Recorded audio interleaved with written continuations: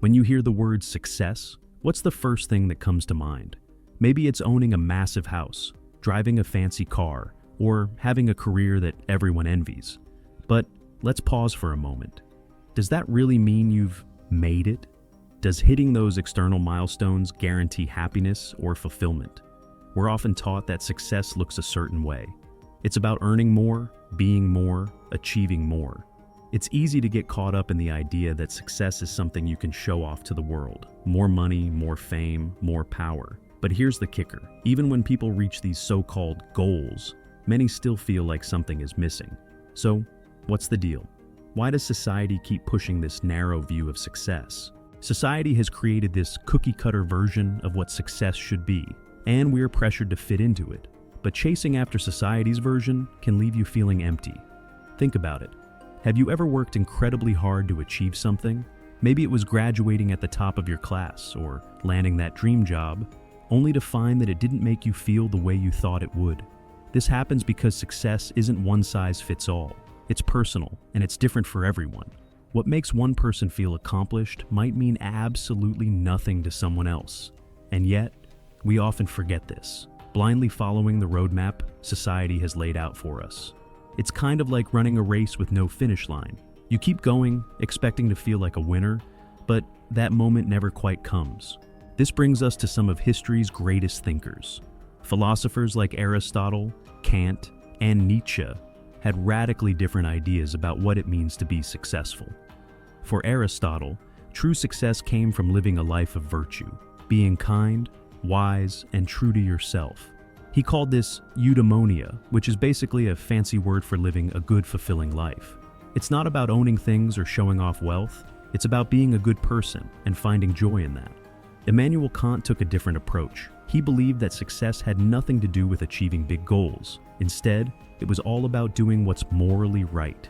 To him, if you acted with integrity, no matter the outcome, you were already successful. And then there's Nietzsche, who thought success was about constantly challenging yourself to grow and improve. He wasn't interested in material success at all.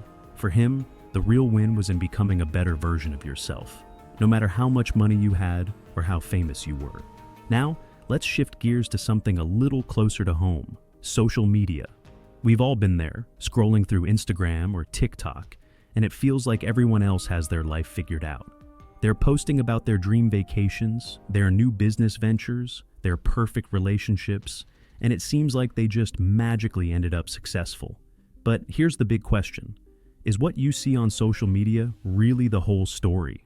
Social media has a way of making success look effortless. It's like we're all watching these highlight reels of everyone else's lives while our own behind-the-scenes footage doesn't measure up. But here's what you don't see: the years of hard work, the late nights, the failures that came before the success.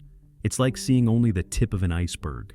You're not getting the full picture, and that's why comparing yourself to what you see online can be so damaging. It's not a fair comparison. You're judging yourself against a filtered version of someone else's life. Behind every picture-perfect post, there's usually a lot of sweat, tears, and hard work. Let's take a look at the myth of natural talent. We often think people are just born successful, right? But that's not the case. Psychologist Anders Ericsson's research shows that what we call talent is usually the result of years of practice and dedication. Behind every overnight success is a long road of preparation, discipline, and yes, failure. The problem with social media is that it hides all that hard work. You only see the glossy end result, and it makes success seem instant, even though it's anything but. And this creates a trap, one where we start feeling inadequate, like we're not doing enough, fast enough. But remember, social media is a highlight reel, not real life. Speaking of myths, let's debunk a couple more that might be holding you back. The first one is this idea that success is all about winning. We're taught to believe that we need to beat the competition, be the best, and outshine everyone else to be successful. But that's not necessarily true. John Wooden, one of the greatest basketball coaches of all time, had a different take on success. He believed that success wasn't about winning trophies or titles. It was about knowing that you did your best, regardless of the outcome. In other words, if you gave it your all, you're already successful. It's about the effort, not the result. Another common myth is that success is a final destination. Like, there's some magical point where you'll finally feel like you've made it. But here's the thing, success isn't a finish line. People who focus only on getting to the end goal often find themselves feeling unfulfilled once they get there because they miss the whole point. The journey itself is where the real growth happens. So, how do we move beyond these myths and start thinking about success in a healthier, more fulfilling way? The first step is to start questioning the assumptions you've been carrying around about success. Why are you chasing the things you're chasing? What really matters to you? Are you striving for a big paycheck because you think that's what success looks like? Or are you actually looking for something deeper, like meaning or purpose? This is where using something called the Socratic method can really help. It's all about asking yourself the tough questions. What motivates you? Are you pursuing something because it's what you really want? Or is it just what society tells you to want? Take a moment to reflect. Are you pursuing wealth, or are you actually searching for meaning? Are your goals really aligned with your values, or are they just about hitting some external milestone? Once you start digging into these questions, you might find that your real version of success looks very different from what you originally thought. Once you've started asking yourself those deeper questions, it's time to start crafting your own vision of success. This means breaking away from what society expects and creating your own personal roadmap. What does success look like for you? Maybe it's not about owning a big house or getting a promotion. Maybe it's about living a balanced life, or spending more time with loved ones, or constantly learning new things. To do this, it helps to set some personal markers for success. These aren't about reaching big, flashy goals. They're about your personal growth and happiness. For example, how do you want to feel at the end of each day? What small, meaningful goals can you set that reflect your true values, not just society's standards? And here's where we get practical.